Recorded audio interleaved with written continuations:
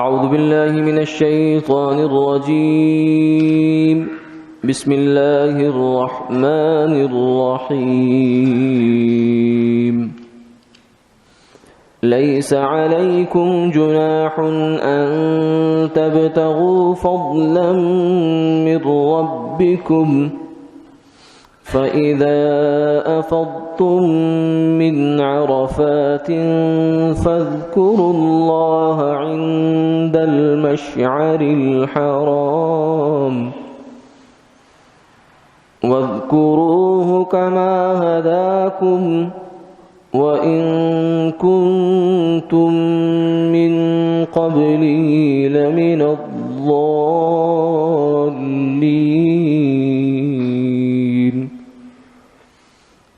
ثم أفيضوا من حيث أفاض الناس واستغفروا الله إن الله غفور رحيم. فإذا قضيتم مناسككم فاذكروا الله كذكركم آباءكم أو أشد ذكرا فمن الناس من يقول ربنا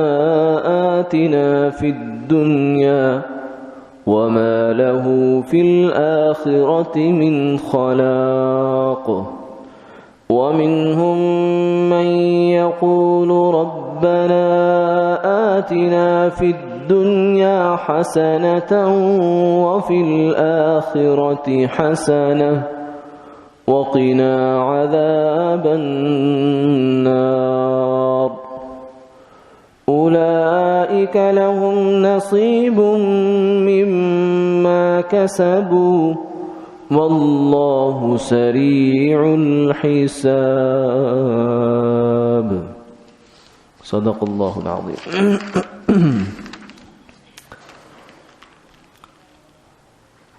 تم کو اس میں ذرا بھی گناہ نہیں کہ حج میں معاش کی تلاش کرو جو تمہارے پروردگار کی طرف سے ہے.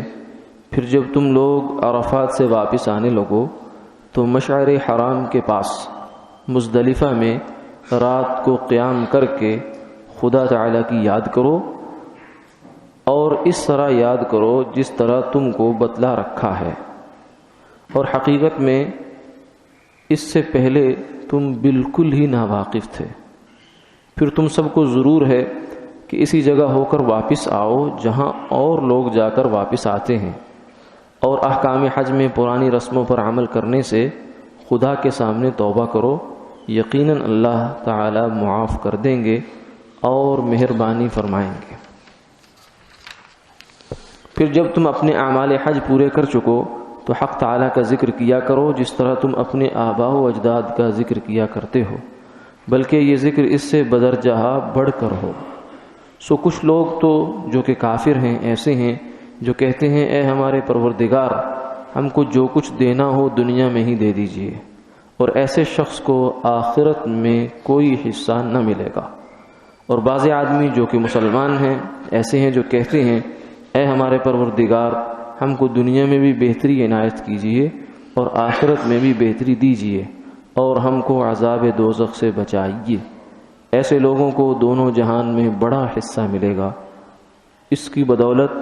جو ان کا عمل ہے، اور اللہ تعالیٰ جلد ہی حساب لینے والے ہیں.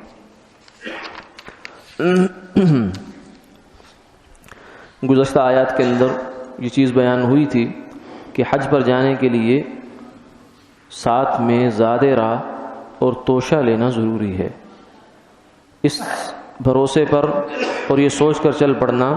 کہ وہاں جا کر لوگوں سے کچھ لے لیں گے، کچھ کھا لیں گے، کچھ گزارا کر لیں گے، یہ درست طریقہ نہیں ہے. یہ تو اپنے آپ کو گداگر بنانا ہے اور سوالی بنانا ہے. اپنے آپ کو سوالی بنانے سے بچانا چاہیے. تو اس لیے فرمایا کہ توشہ لے لو، اسے توکل کے خلاف نہ سمجھو. بعض دفعہ شیطان ایسا ہے کہ یہ بندے کو کوئی ابتداءً اچھی چیز دکھاتا ہے، نیکی کا ایک پہلو اچھا دکھاتا ہے اور اس کو اس کی طرف بڑھاتا ہے، پھر آگے جا کر اسے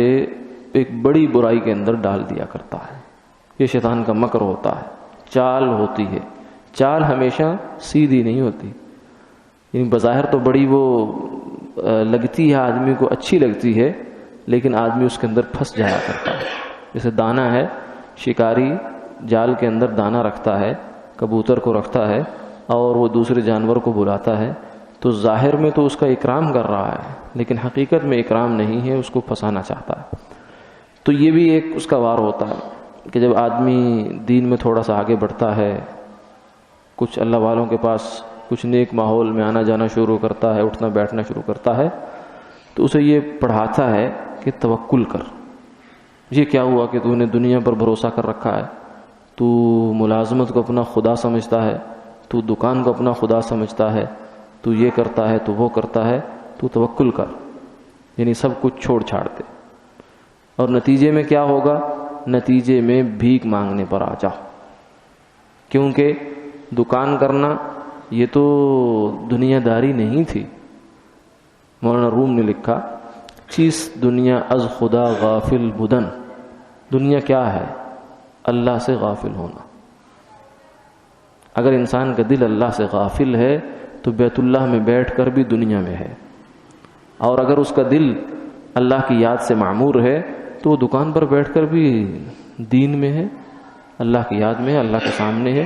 یعنی اللہ کے احکامات کو اس نے سامنے رکھا ہوا ہے، حلال حرام کی تمیز کر رہا ہے، اور نیت اچھی ہے، تو اس سے وہ بھی دنیا نہیں ہے۔ دنیا تو یہ ہے کہ خدا سے انسان غافل ہو، چاہے وہ نماز میں کھڑا ہے، چاہے وہ بیت اللہ کے سائے میں کھڑا ہے۔ تو یہ چیز اس کو دکھا کر پھر وہ کرتا ہے، پھر وہ نتیجتاً آگے سے آگے لے جاتا ہے، کیونکہ یہ تو بظاہر دنیا ہے، مگر جو سوال ہے وہ تو حرام ہے، حرام میں لے جاتا۔ فرمایا کہ سوالی جو ہے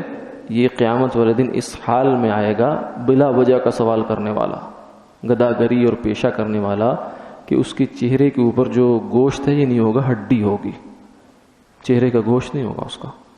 تو یہ تو اتنے بڑی چیز میں اس کو مبتلا کر دیا۔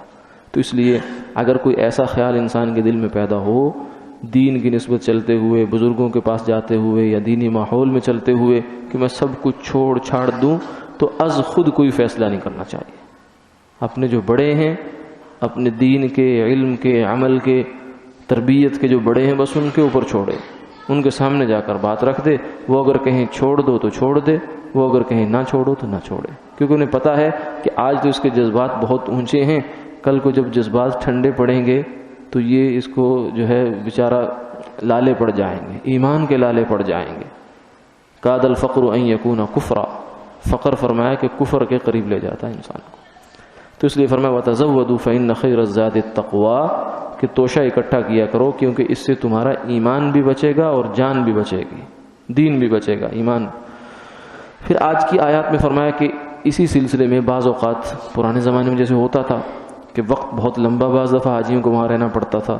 تو کچھ حاجی جو تھے وہ کچھ ایسی چیزیں بھی لے جایا کرتے تھے، وہ جو وہاں جا کر فروخت کر دیا کرتے تھے، بازار میں فروخت کر دی، اس سے کچھ پیسہ کما لیا، کچھ نہ کچھ وہ جو ہے وہ دال دلیا ان کا بن جاتا تھا۔ تو اس کو بھی فرمایا کہ یہ بھی کوئی منع نہیں ہے،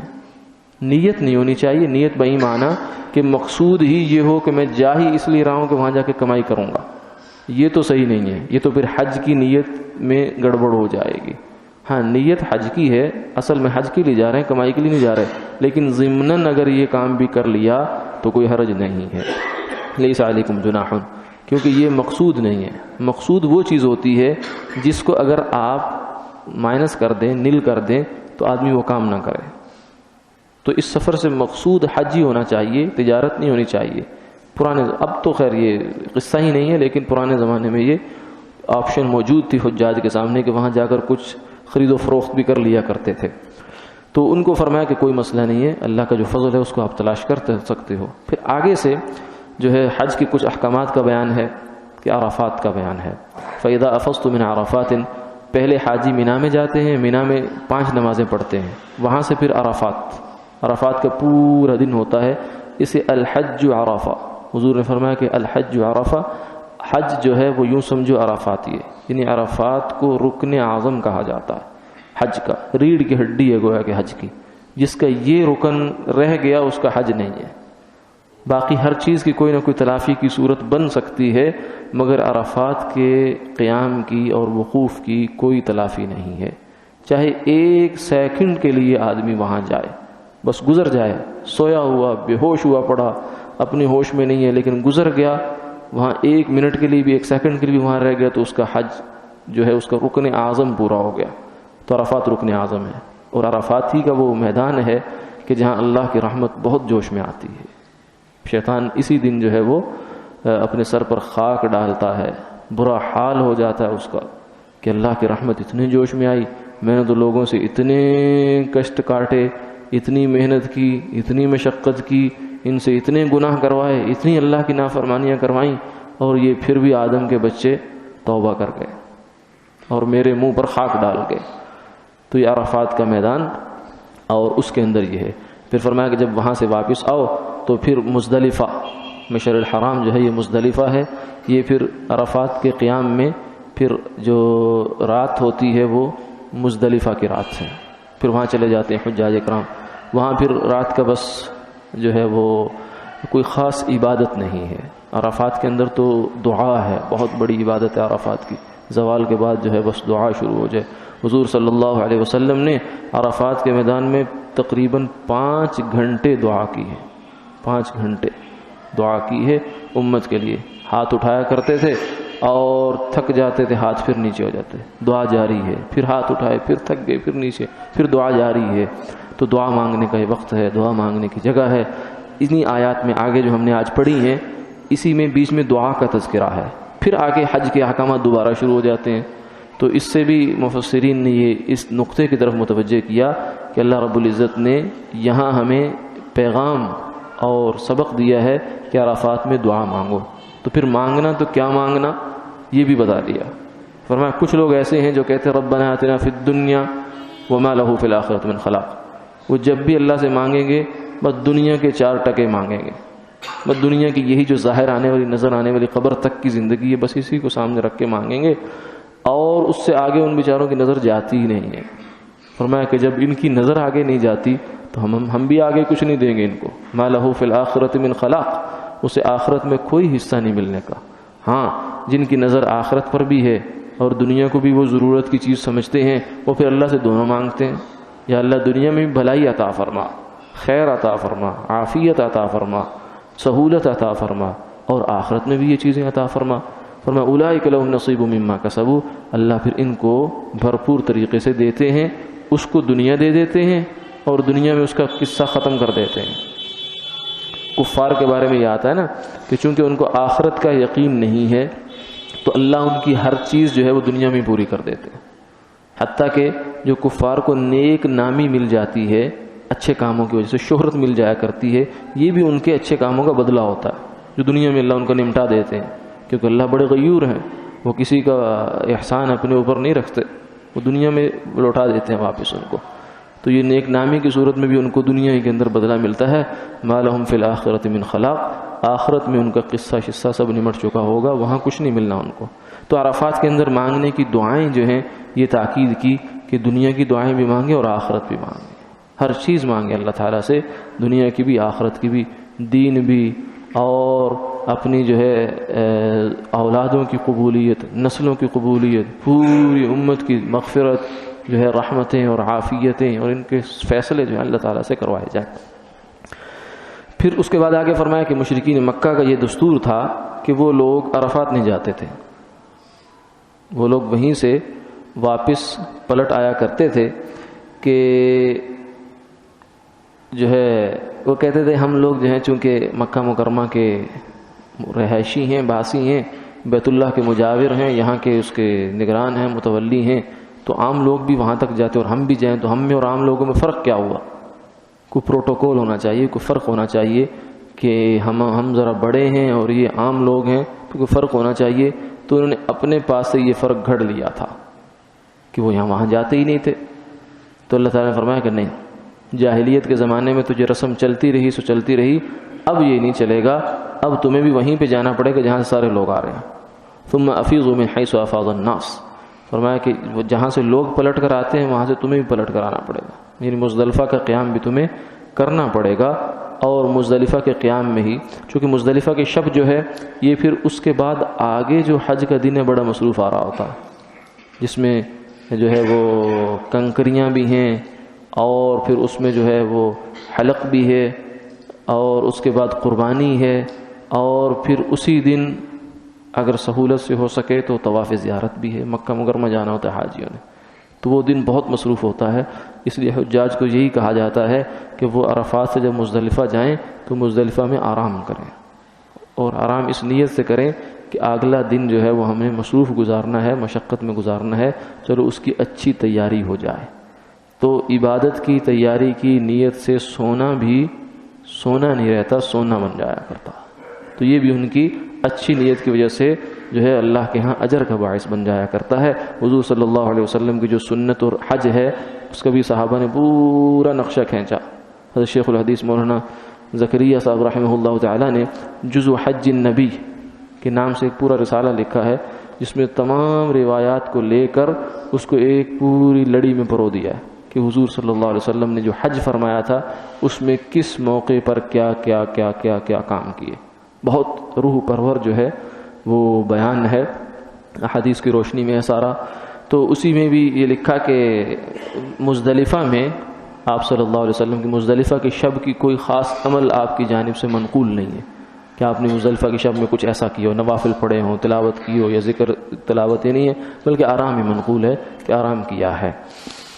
اور اس کے بعد پھر فرمایا کہ ثم افیضوا من حیث افاض الناس، اور پھر جب تم اپنے مناسک سے فارغ ہو لو۔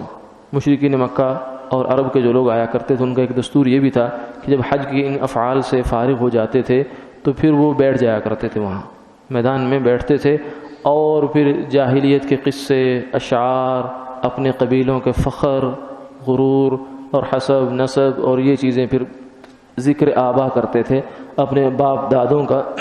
ذکر کیا کرتے تھے۔ تو فرمایا کہ جب تم حج سے فارغ ہو جاؤ فاذکروا اللہ کذکرکم آباءکم، تو اب بجائے اپنے باپ دادوں کے اللہ کا ذکر کرو، اللہ کی تسبیح کرو، اللہ کی تحمید کرو، اور اسی کی پاکی بیان کرو، او اشد ذکرا، بلکہ باپ دادوں سے زیادہ اللہ کا ذکر کرو، کیونکہ باپ دادوں کا تمہارے ساتھ صرف ایک نسب کا تعلق ہے، پرورش کا تعلق ہے، تربیت کا تعلق ہے، اور اللہ تو تمہاری سب نعمتوں کے جو ہے منبع ہیں، سب نعمتیں تو اللہ نے عطا فرمائی۔ والدین کے، باپ دادا کے دل میں محبتیں کس نے ڈالی ہیں؟ ماں کے دل میں محبتیں تو اللہ نے ڈالی ہیں، تو اللہ کا ذکر کرو، او اشد ذکرا، بلکہ فرمایا کہ باپ دادوں کے ذکر سے زیادہ ذکر اللہ کا۔ تو یعنی یہ گویا کہ وہ جو اس کے بعد مینا کا دن ہوتا ہے قربانی وغیرہ کا، طواف زیارت ہے، پھر اس کے بعد 2 دن مزید جو ہے مینا میں قیام کرنا ہوتا ہے حجاج نے، تو ان دنوں میں اور کوئی ان کا کام نہیں ہوتا سوائے اس کے کہ رمی جمرات ہوتی ہے، کنکریاں مارنی ہوتی ہیں، 2 دن مزید باقی انہوں نے، تو اس میں پھر باقی دن جو ہیں وہ بجائے ادھر ادھر ضائع کرنے کے، فارغ کرنے کے، اور جو کچھ حج کے دنوں میں کمایا ہے اس میں سوراخ کرنے کے، اس کی بجائے بہتر یہ ہوتا ہے کہ بس اللہ اللہ میں گزارے جائیں، ذکر و فکر شغل میں گزارے جائیں، ان کو ضائع نہ کیا جائے، دعاؤں میں گزارا جائے۔ تو اسی بات کو پھر آگے دعا کی شکل میں اللہ تعالیٰ نے بیان فرمایا۔ یہ تقریباً جو ہے وہ مینا تک کا تذکرہ ان آیات میں آ گیا۔ وآخر دعوانا الحمدللہ رب العالمین۔